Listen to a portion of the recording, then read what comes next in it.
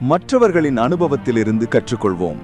வணக்கம் குழந்தைகளே, மற்றவர்களின் அனுபவத்திலிருந்து கற்றுக்கொள்வோம் என்ற இந்த நிகழ்ச்சியில் உங்களை அன்புடன் வரவேற்கிறோம்.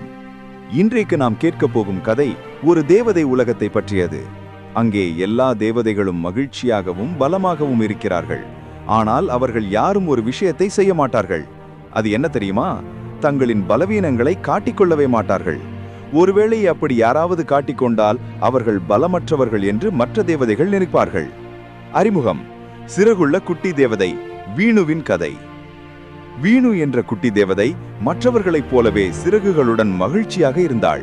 அவள் சிறகுகள் எப்போதும் பிரகாசமாக மின்னிக் கொண்டிருக்கும்.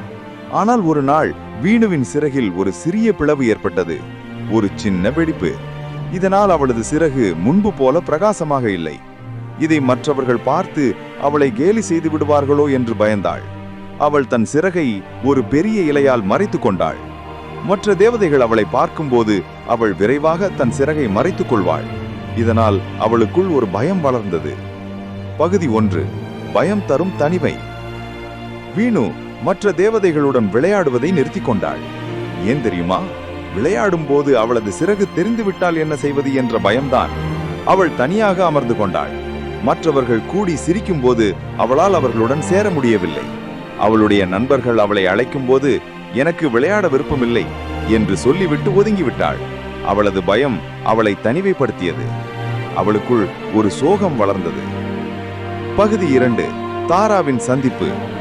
ஒரு நாள் வீணு தனியாக அமர்ந்திருந்த போது தாரா என்ற வயதான தேவதை அவளை கண்டாள். தாராவின் சிறகுகள் அவ்வளவு பிரகாசமாக இல்லை. சில இடங்களில் சிறிய பிளவுகள் இருந்தன. சில இடங்களில் நிறம் மங்கி இருந்தது. ஆனால் தாரா சிரித்துக்கொண்டே தன் சிறகுகளை மறைக்காமல் மற்ற தேவதைகளுடன் பேசிக் கொண்டிருந்தாள். வீணு பயத்துடன், உங்கள் சிறகுகள் ஏன் அப்படி இருக்கிறது என்று கேட்டாள். அதற்கு தாரா சிரித்துக்கொண்டே, இந்த வெடிப்புகள் என் கதைகள் குட்டி தேவதையே. இந்த மங்கிய நிறம் நான் கற்றுக்கொண்ட பாடங்கள். இந்த சிறகுகள் தான் நான் வளர்ந்ததன் அடையாளம். நான் இத்தனை ஆண்டுகள் பறந்து விழுந்து எழுந்ததன் அடையாளம் தான் இவை என்றாள் தாரா. பகுதி 3: பலவீனம் ஒரு பலமே. தாரா வீணுவிடம் அமர்ந்து தன்னுடைய கதையை சொல்ல ஆரம்பித்தாள். ஒரு முறை நான் ஒரு பெரிய காற்றடித்த நேரத்தில் பறந்தேன். நான் கீழே விழுந்து விடுவேனோ என்று மற்றவர்கள் பயந்தபோது என் நண்பர்கள் என்னை கைப்பிடித்து தூக்கினார்கள். அப்போதுதான் எனக்கு தெரிந்தது, என் பலவீனத்தை காட்டிய போதுதான் என் நண்பர்கள் எனக்கு உதவ முன்வந்தார்கள். என் சிறகில் ஏற்பட்ட இந்த பிளவு என் நண்பர்களுடனான அன்பை எனக்கு கற்றுக் கொடுத்தது. பலவீனமாக இருப்பதை காட்டுவது தைரியத்தின் அடையாளம். நான் பலவீனமாக இருக்கிறேன் என்று ஒப்புக்கொள்வது மற்றவர்களின் உதவியை ஏற்றுக்கொள்வதற்கான முதல் படி.